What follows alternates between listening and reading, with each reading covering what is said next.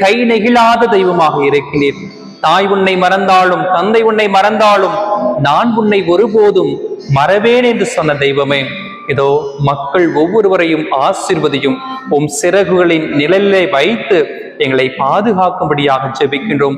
மகிழ்ச்சியை இழந்து போயிருக்கின்ற, குடும்பத்திலே சமாதானத்தை இழந்து போயிருக்கின்ற, வாழ்க்கையிலே நிம்மதியை இழந்து போயிருக்கின்ற மனிதர்களை ஆசீர்வதியும், நபர்களை ஆசீர்வதியும். இருளிலே வாழ்ந்து கொண்டிருக்கின்ற, கடினமான பாதையை சந்தித்துக் கொண்டிருக்கின்ற மக்கள் ஒவ்வொருவரையும் ஆசீர்வதித்து அவருடைய எதிர்காலத்தை வளமுற்றதாக மாற்றி அமைக்கும்படியாக ஜெபிக்கின்றோம்.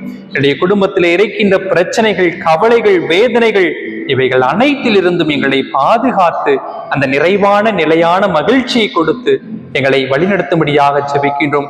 பவுலடியார் தெசலோனிக்கருக்கு எழுதிய முதல் திருமுகத்திலே 5வது அதிகாரத்திலே அழகுறச் சொன்னது போல, இதோ எப்பொழுதும்